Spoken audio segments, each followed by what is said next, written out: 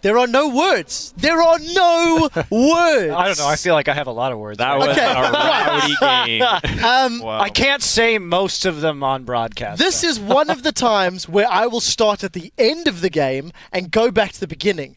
What on earth was in Team SoloMid's mind? I literally don't understand. I want to know who made the call. Okay, what goes through the head right there is, okay, we're getting Vayne split push and we have no way of breaking it open. Because if we have to switch lanes, by that time Vayne gets too much pressure. We're stronger in a straight 4v4. So let's just go mid, get the tower, and back out safely. However, Dyrus TP'd in way too late. They got completely flanked. They got engaged on the wrong targets. And Vayne made it back to base, ready in a position to fight before TSM was able to organize at all. So that all goes back to Candy Panda split pushing as Vayne, which is, by the way, the main point of that strategy, which SK only figured out about 45 minutes into the game. Yeah. But they figured it out, and yeah, that's made him win the game. And even if they do actually fight a 5v5 anyway, that's like the ideal positioning for the battle anyway, is these really chaotic, spread out fights where Vayne gets to isolate somebody, while stun or not, doesn't matter. You know, Swain and Ziggs can deal damage to large areas, whereas TSM have to peel in a specific direction for the Kog'Maw, right? Vayne, like, Cinder has to set up for one person. It's all very directed and in a very open environment. That's exactly the kind of fight SK would take. Well, and if we just look at the crucial ultimates that were used, or crucial abilities, rather, I mean, Crumbs and I were just talking about how Turtle used his W to try and attack a turret, and by the time the fight rolled around, it wasn't anything. And then Bjergsen used his Syndra ult onto Kha'Zix, who is a tank, had a black shield, had a Maw. No, the black shield only came in after the ult. Oh, okay, but had a lot of MR in any case. Yeah, all right. Let's talk a little bit about the picks and bans. We saw the Swain coming up for Freddy. Questionable pick in terms of effectiveness. He was camped, let's be fair.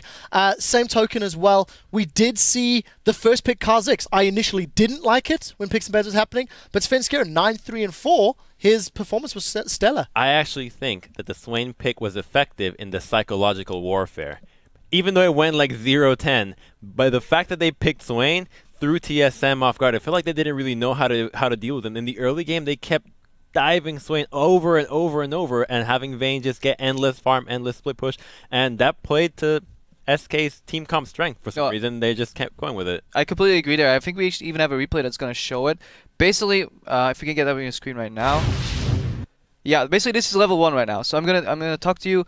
We can roll the clip already. So what you're gonna see is Raiders is freezing that lane. And why is there no counteraction on bottom lane? Why did Kog'Maw and Janna just run straight into bottom and start CSing? Is because TSM was 100% convinced that the Swain was a counter pick to the Maokai, and therefore had no feasible notion that there could ever be a lane swap.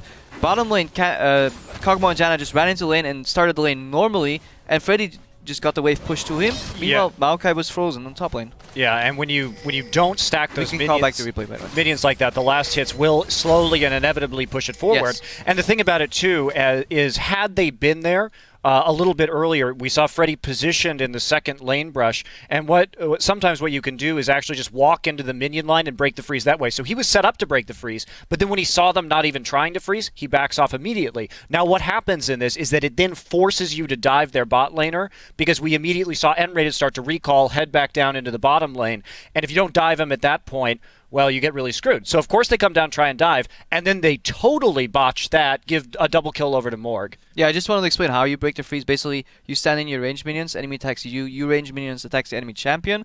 Meanwhile, the enemy minions are still killing your minions. The wave's at a deficit. Once you have less minions than the enemies, your lane will inevitably push towards you, and that's exactly what you want when you're a top laner. Yeah, you'll get dove, but you'll get a lot of experience. Yep, that's simple. The game was extremely chaotic. I think both teams had questionable calls throughout the game, and it was trading objectives. There was all sorts of nonsense going on.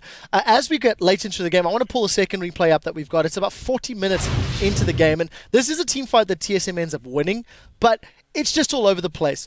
Roll the clip out, and Crumbs, talk me through what stands out in your mind. So Syndra's in the brush, and Kha'Zix with the Mar decides to just try to 1v1 Syndra. Almost gets it, but amazing with the quick reflexes goes on, finishes him off. Right here, Maokai did not need to go in. He gets caught and gets finished off. Now, Crepo, this is why you get the Frost Queen, because you slow and you save your AD carry.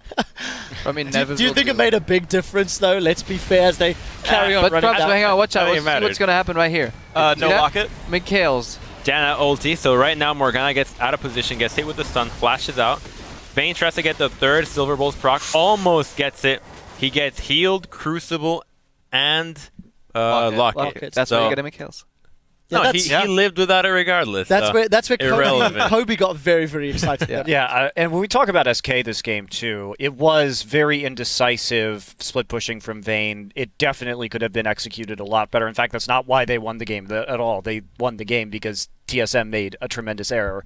And it's with how far ahead Vayne was in that game and how obviously panicked TSM was about that split push, they certainly didn't kind of drive the knife home, enough. I think when Turtle had 300 CS, Vayne had 400, so that's quite a bit. Yeah, honestly, a lot of the builds came online fairly late. Like, we keep making fun of item builds, but I think it's honestly very true that we keep seeing these builds that don't quite pan out. The late McHale is one of them. The fact that Freddy didn't get a Zhonya's like ever this game when for some reason he buys Ryle's. So a health item on top of his Route of Ages, which is a health item against Blade of the Ruin King Kog'Maw. Like, that's kind of weird as well. Also, Infinity Edge, a better, I think, third item than Phantom Dancer, so you can actually kill turrets a little bit faster. Maybe they use that mid-game power spike for the Kog'Maw, right? Like, these little things that are going to matter. And when you have games this close, actually, those are going to make the difference in games sometimes. Yeah, I completely agree. Just to finalize the point before we move on, Candy Panda 470 CS in the total game, Wild Turtle 343. So Candy Panda definitely putting on his carry pants. Final thoughts? Well, I mean, obviously, like Candy Panda was given the split push this game, but that's also he got that because TSM just pretty much ignored him. They couldn't lane against him with the Maokai, so he was just free farming, and they didn't do because of the Swain pick actually. Yeah, telling you the mind games won them that game. And I think that's what's so concerning about this for TSM is that when they get thrown for a loop in game, we saw it against Starhorn Royal Club, we saw it against them here. They seem to just implode. They don't really know what to do. They can't really formulate a plan in game. Well, we do have to shuffle this one along with those results. It does mean that Group A is completely wrapped. Group B, rather, is completely wrapped up. We'll be right back with our next match from the Type A group stage, Samsung White versus Edward Gaming. Stay with us.